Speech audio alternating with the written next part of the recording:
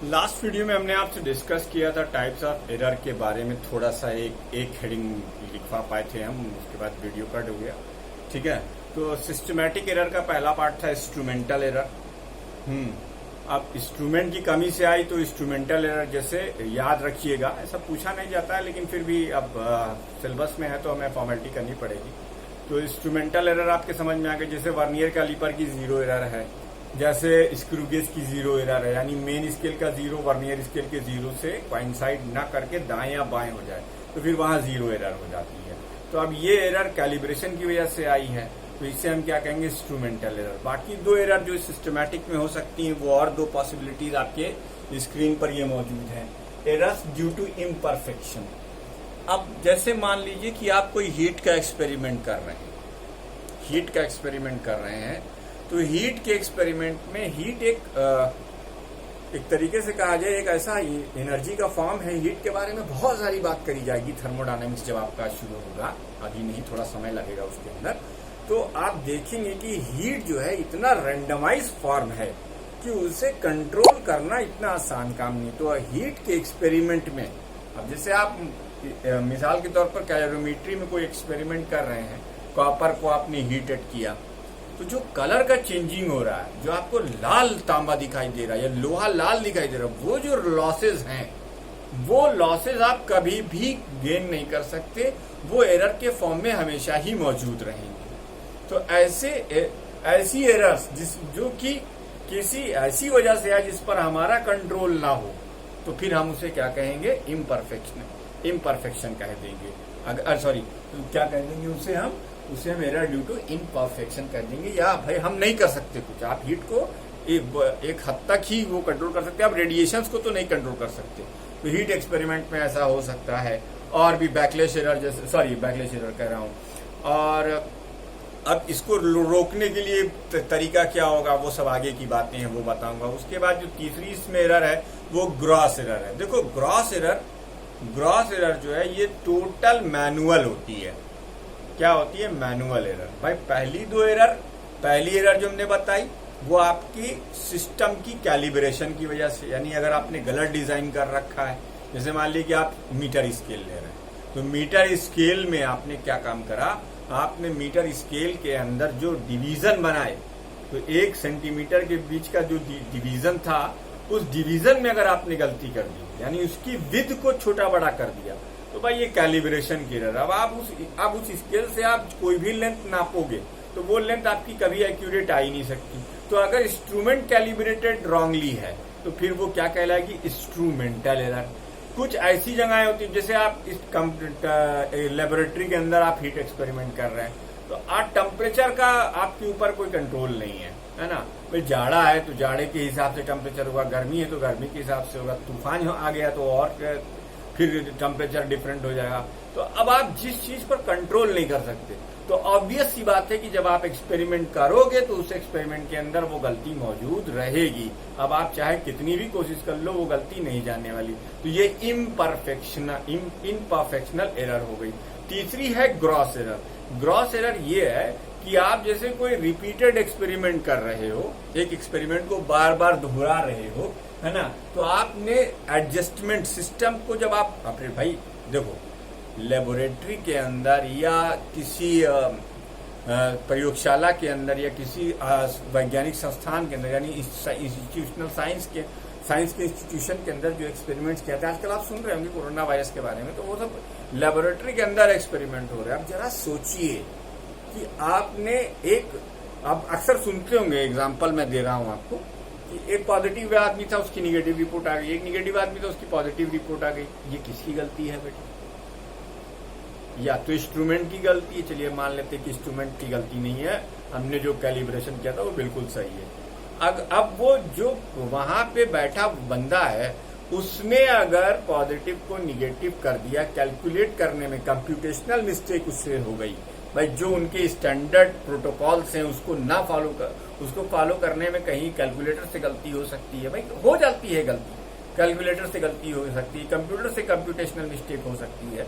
ऐसा कोई जरूरी नहीं है कि हर कोई परफेक्ट हो। तो ये सारी एरर्स जो कि मैन मेड होती हैं, वो सब आपको ग्रॉस एरर में आ जाएगी। तो एरर की सिस्टमैटिक एरर की 3 क्लास हमने आपको एक्सप्लेन कर दी। एक इंस्ट्रूमेंटल एरर, यानी आपने इंस्ट्रूमेंट का डिजाइन ही गलत कर रखा है। अब वो इंस्ट्रूमेंट जिस मेजरमेंट के लिए आप यूज करोगे आपको कभी सही मेजरमेंट नहीं मिलेगा। दूसरा हालात, यानी imperfection due to error due to imperfection, इस पर भी आपका कोई काबू नहीं है, इस पर आप काबू नहीं कर सकते, ठीक है। तीसरा है ग्रॉस एरर, ये करने वाले जो एक्सपेरिमेंटर है उसके हाथ की गलती। मान ली उसकी आंखें कमजोर है, अब वो वैल्यू 3.8 को 3.8 पढ़ दिया, किसकी गलती है ये बताइए? इंस्ट्रूमेंट तो आपका सही है, उसने तो आपको जो वैल्यू चाहिए थी 3.3 वो दी, लेकिन उसकी आंखें कमजोर है तो उसको 8 की जगह 3 दिखाई दे रहा है, 3 की जगह 8 दिखाई दे रहा है। ये ह्यूमन की गलती है। तो ग्रॉस एरर में वो तमाम गलतियां, तमाम एरर्स मेजरमेंट में रख दी गई जो हमसे हो सकती हैं, कैलकुलेशन में हो सकती हैं। हम एक्सपेरिमेंटल सेटअप को ही गलत सेट कर दें, अब हम सही सेट ही नहीं करेंगे तो कभी जिंदगी में रीडिंग नहीं आएगी। ये जो चैप्टर का ये वाला पोर्शन है, यानी एरर्स की क्लासिफिकेशन, ये अगर हम आपको लेबोरेटरी के अंदर एक्सप्लेन करेंगे इंस्ट्रूमेंट के साथ तो आपको ज्यादा अच्छे से समझ में आएगा। फिलहाल वो हमने आपके लिए लिख दिया, वीडियो को पॉज करके इसे भी आप नोट कर लीजिए। अब हम रैंडम एरर्स की बात करेंगे, ठीक है। तो वीडियो को पॉज करके इसे नोट कीजिए। तो what are the random errors? देखो, रैंडम सेकंड पार्ट है, पहला था सिस्टमैटिक के मैंने 3 हिस्से किए, फिर से बता देता हूं। इंस्ट्रूमेंटल, इम्परफेक्शन और ग्रॉस एरर। फिर उसके बाद रैंडम एरर आया। रैंडम का मतलब होता है हो जाए या ना भी हो। तो रैंडम से you can not exactly predict. जब आप किसी चीज के बारे में एकदम सर्टेन और श्योर ना हो तो फिर एक वर्ड यूज किया जाता है फिजिक्स में रैंडम का, जैसे random sample collection of corona virus disease patient या इन्फेक्टेड पेशेंट। तो रैंडम का मतलब आप किसी को भी उठा लाए, तो ये रैंडम कलेक्शन है। तो इसी तरीके से रैंडम एरर भी जो होती है ये 2 वजह से अराइज होती है। एक तो ये कि फिजिकल कंडीशन में चेंज हो जाए। भाई जैसे मान लीजिए कि आप एक एक्सपेरिमेंट कर रहे थे जिसमें आपने ये माना था कि हमें टेम्परेचर को 25 डिग्री सेंटीग्रेड रखना है, ठीक है। आपने रूम का टेम्परेचर एसी का मेंटेन कर दिया, लेकिन थोड़ी देर के बाद आप थर्मामीटर में देख रहे हैं कि वो रूम का टेम्परेचर डाउन करके 23 हो गया। लो भाई, अब जो आप 25 डिग्री सेंटीग्रेड पर वैल्यू एक्सपेक्ट कर रहे थे उस एक्सपेरिमेंट से वो वैल्यू आपको वहां नहीं मिलेगी, है ना। तो ये रैंडम एरर है, ठीक है। ये जो पहला इस रैंडम एरर का पार्ट है, small changes in the condition of the experiment. या मान लीजिए कि जब आपने एक्सपेरिमेंट शुरू किया तब हवा नहीं चल रही थी, अब हवा चलने लगी तो जाहिर सी बात है प्रेशर बढ़ जाएगा, तो प्रेशर में चेंज आ गया। ये क्या हो गया? दूसरा तरीका हो गया। तो रैंडम एरर कभी भी हो सकती है, कहीं भी हो सकती है, ठीक है। इसीलिए रैंडम एरर को मिनिमाइज किया सकता है, जबकि सिस्टमैटिक एरर के साथ यही है कि आप कैलिब्रेशन के समय ध्यान दें। इम्परफेक्शन हटाने के लिए आप देखिए कि उस एक्सपेरिमेंट की क्या कंडीशन है कि हमारा कम से कम वो एरर्स की आने की संभावना रहे। या फिर ग्रॉस एरर में आप ऐसे इंसान को लगाएं जिसका चश्मा ठीक हो, ठीक है। तो वो तो बात हो गई, लेकिन रैंडम एरर को मिनिमाइज किया जा सकता है। रैंडम एरर का पहला कंडीशन आपको मैंने बता दिया कि फिजिकल कंडीशन में अगर कोई चेंज आ गया तो फिर रैंडम एरर होगी। या फिर incorrect judgement of the observer in taking reading. अब जो रीडिंग ले रहा है, मान लिया उसको बुखार चढ़ने लगा एकदम से, उसका दिमाग घबराने लगेगा, उसके भाई बॉडी में पेन शुरू हो जाएगा, तो फिर वो रीडिंग लेने में उसकी दिक्कत आ जाएगी। तो ये तमाम एरर्स हम एक्सक्लूड कर सकते हैं, इरिडिकेट कर सकते हैं। इसीलिए यहाँ पर एक चीज और लिखी थी, उसमें मैंने नहीं लिखा था, इसमें लिखा method of minimising random errors. What are the method to minimise the random errors, है ना। तो रैंडम एरर्स को मिनिमाइज करने के लिए यही है कि आप एक एक्सपेरिमेंट को बार बार लगातार करें। जितनी ज्यादा बार आप उसी एक्सपेरिमेंट को रिपीट करेंगे उतने ज्यादा ऑब्जर्व्ड वैल्यूज आएंगी। अब उन सारी ऑब्जर्व्ड वैल्यूज को सम करके जितनी बार आपने एक्सपेरिमेंट किया divided by number of times that experiment perform कर देंगे, तो फिर आपको एक जो है सुविधाजनक वैल्यू मिल जाएगी, कन्वीनियंट वैल्यू आपको ऑब्जर्व हो जाएगी, जो कि ट्रू वैल्यू की एकदम क्लोज होगी। तो इसीलिए कहा गया कि अगर आपको रैंडम एरर को मिनिमाइज करना है तो आप एक एक्सपेरिमेंट को एक बार ना करें, एक एक्सपेरिमेंट को आप कम से कम 5 बार करें। 5 से कम तो बिल्कुल ना करें, और 10 बार कर लेंगे तो और अच्छा है, 20 बार कर लेंगे तो और अच्छा है, क्योंकि जितने ज्यादा सैंपल्स हमारे पास होंगे हमें अर्थमेटिक मीन निकालने में उतना ही आसानी होगा। अर्थमेटिक मीन क्या होता है? Value of the physical quantity का sum divided by number of times. ठीक है, तो ये अर्थमेटिक मीन है। अब हम इसको सिस्टमेटिकली एक्सप्रेस करने का तरीका बताएंगे, तो वीडियो को पॉज करके इसे आप नोट कर लीजिए। मैं इसे इरेज करने जा रहा हूं। यहीं से शुरू होते यह है आपका सब इम्पॉर्टेंट, यहीं से शुरू होता है जो एग्जाम्स में पूछा जाता है। तो अब कैसे ये रैंडम एरर एक्सप्रेस की जाएंगी, कैसे कैसे ये रैंडम एरर्स एक्सप्रेस की जाएंगी और कैसे ये मिनिमाइज की जाएंगी, ये सब हम यहाँ पढ़ेंगे। ठीक है, सबसे पहले हम कैलकुलेट करना सीखेंगे, how to calculate the errors. कैसे आप रैंडम एरर को कैलकुलेट करेंगे, या मेथड ऑफ एक्सप्रेसिंग एरर है, जैसे इससे पढ़ना शुरू करते हैं। Method of expressing error. Error को एक्सप्रेस करने के कितने तरीके हो सकते हैं? इसमें पहला तरीका क्या है? Absolute error. हाउ? इसमें पहला क्या है? Absolute error.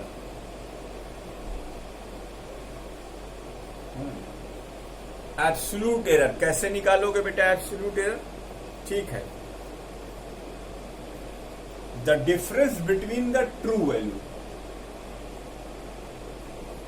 The difference between the true value and observed value of a physical quantity, of a physical quantity is known as absolute error। ठीक, क्या है ये? absolute error।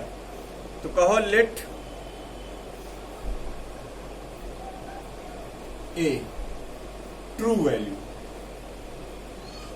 of physical quantity, true value of physical quantity,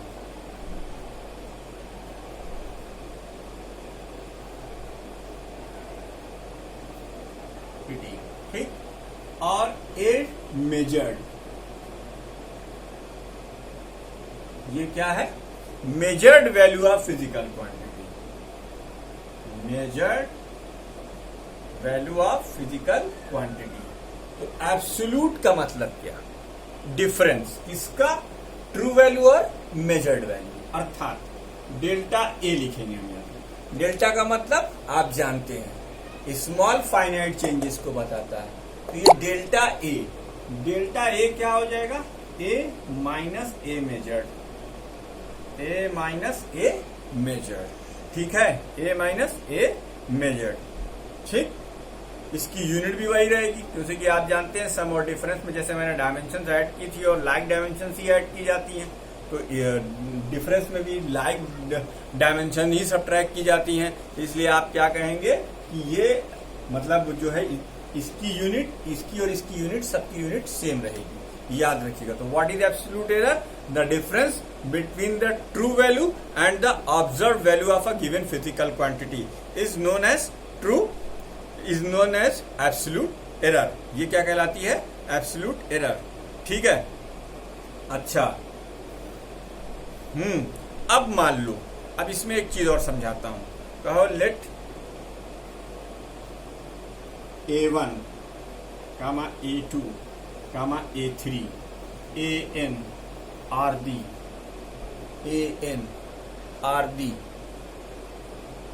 the n values of observed physical quantity, observed physical quantity। इसको समझना जरा। एक experiment को हम कर रहे थे, किसी फिजिकल क्वांटिटी ए को मेजर कर रहे थे, उसकी ट्रू वैल्यू ए है, लेकिन बार बार एक्सपेरिमेंट को रिपीट करने से हमें A1, A2, A3, AN numbers मिले हैं। ठीक है भाई, ठीक। तो सबसे पहला काम करो, पहले तो इसका मीन निकालो। क्या निकालो? मीन। तो ए मीन क्या हो जाएगा भाई?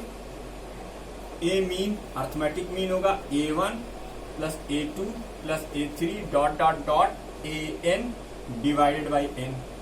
ये तो आ गई मीन वैल्यू। क्या आ गई बेटा? Mean value. जितनी बार आपने एक्सपेरिमेंट किया था सारी वैल्यूज को आपने सम किया, नंबर ऑफ एक्सपेरिमेंट से डिवाइड कर दिया, आपको क्या मिल गई? मीन वैल्यू मिल गई। क्या मिल गई बेटा? Mean value. अब absolute error in each measurement निकाला जाएगा। क्या निकाला जाएगा? Absolute error in each measurement. तो वीडियो को पॉज करके इसे नोट कर लीजिए, हम इसको इरेज करने जा रहे हैं। हाँ, एक बार आप देख लीजिए, have a look for that. ठीक, या आपने लुक ले लिया इसका। अब हम वीडियो को पॉज करेंगे और पॉज करके इसे वो करेंगे, आगे बढ़ेंगे। ठीक है, आप वीडियो को पॉज करके आगे बढ़िए। तो यहीं से शुरू करते हैं। ठीक है, देखो अब हम कह रहे हैं कि पहला एक्सपेरिमेंट हमने किया था जिसमें हमारी वैल्यू क्या थी? A1 थी। ठीक है, क्या थी हमारी वैल्यू? A1 थी। तो डेल्टा A1 ये क्या है? Absolute error. Absolute error in first experiment. ठीक, फर्स्ट एक्सपेरिमेंट ये क्या हो जाएगी बेटा?